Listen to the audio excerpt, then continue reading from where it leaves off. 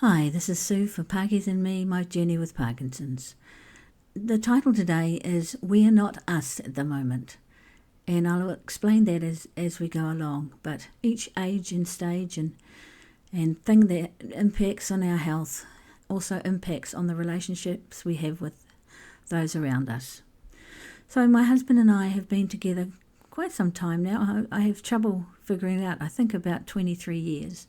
That's not a bad innings for my third marriage and his first. So we met online, as did my brother. He found his forever lady online, and I know that I say about my husband that he is the best internet bargain that I ever had. So we met through a dating site, and he was coming out from England.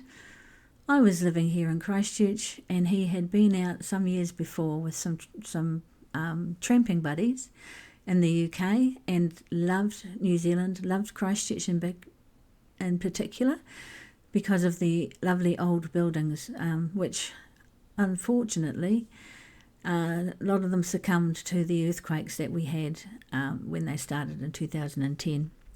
So yeah, we met out online, and I had just left a very abusive relationship, not physically, but sometimes we do say that the physical scars heal quicker sometimes than the emotional scars. And I remember him and I having a discussion about our need for independence. And he had never lived with anybody, and I, of course, had been married twice, so I had. And he sort of said that his independence was important to him, that he needed to be able to do what he wanted to do without being too constrained. And I remember stopping and looking at him and saying, hey, look, I came out of a very abusive relationship, a relationship where I was timed when I went to Palmerston North one day for a job interview. And he calculated basically how long I should be in Palmerston North before I returned home. So the round trip calculation was made. Now, he had an auntie in Palmerston North who was elderly, and I decided just off the cuff to go and pop in and have a cup of tea with her.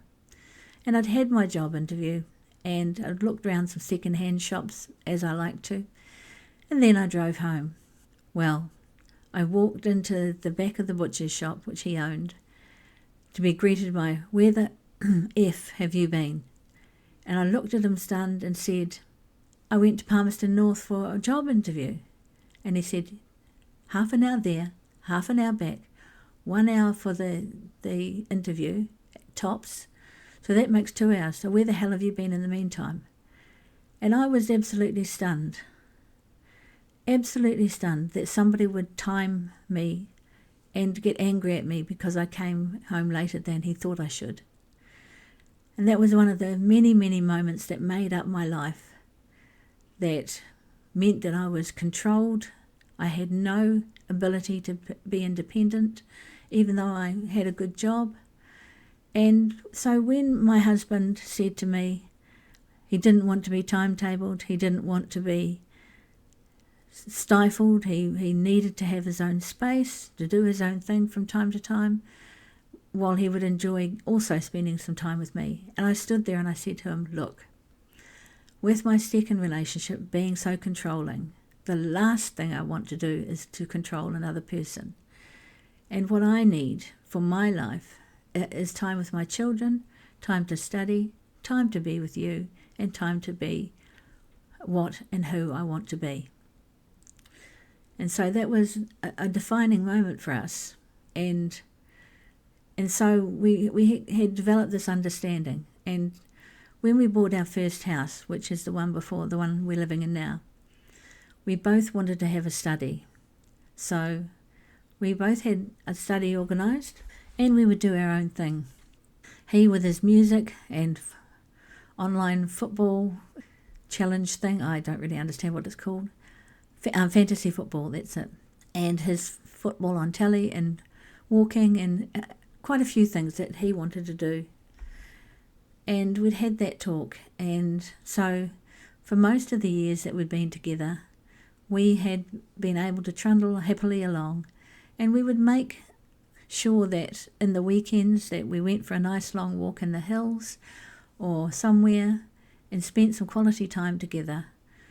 But we all also respected each other's boundaries, each other's needs, and the need for both of us to be independent, which stemmed from totally different lives that we'd had before getting together.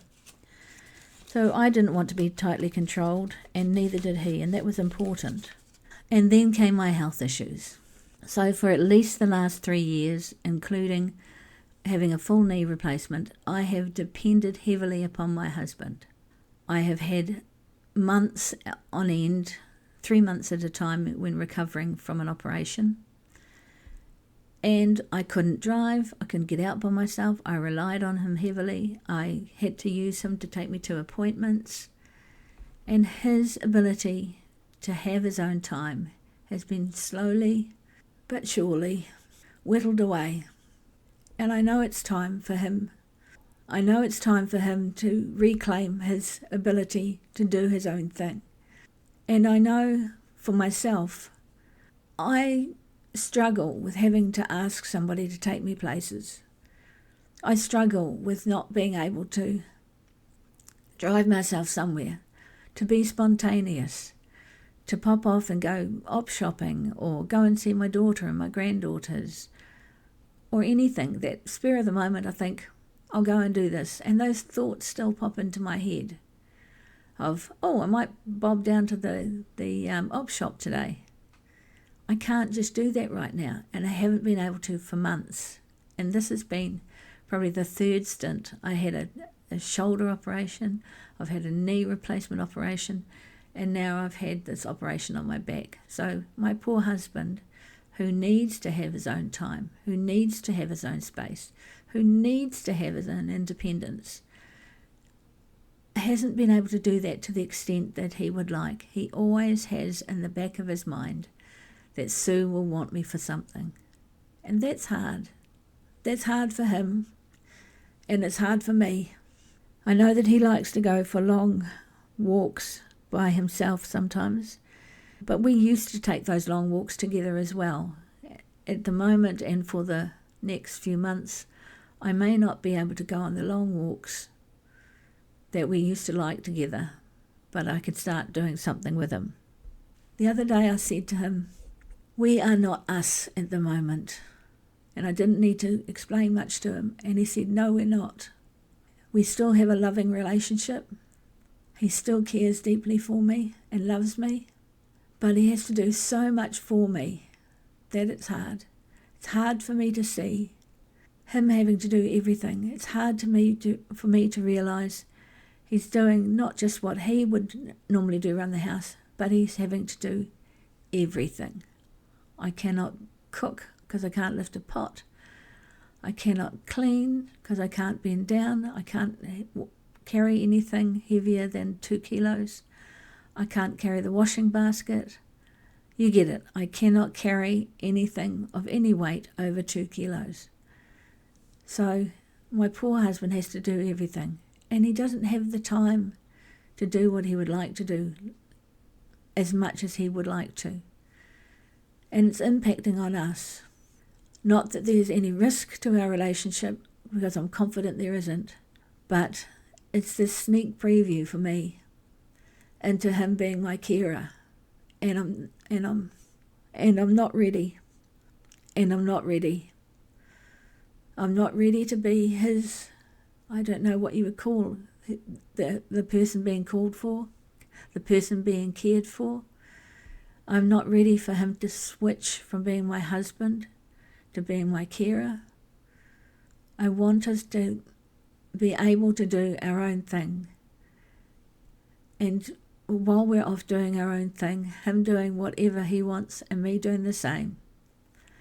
Once I get back to my bowls, to my housey, to my friends, to being out with my cousin perhaps, anything that I wish to do as an individual, once we get back to that, once he is also having his freedom, then we will come together when it suits us. We might have a dinner out. We might just go and have lunch together. maybe, not every day, but by being sort of joined at the hip at the moment, we are not the us that we want to be. And that's hard. So I think it was valuable to raise that with him. And he admitted that we're not us at the moment. Us doesn't look like this. Us is not being together 24/7, not for us. Us is both of us being able to be independent, and both of us really, really need that. So my job from here is to organise my physio, to start doing some exercises, to start making gains so that we can return to being us again, so that I can be me, I can drive, I can be spontaneous, and he can do all the things, hopefully, that he wants to do without the full burden of everything that needs to happen in our home and in our lives. So this is Sue for Parkies and me, my journey with Parkinson's. Kia kaha, be strong, be brave, be you.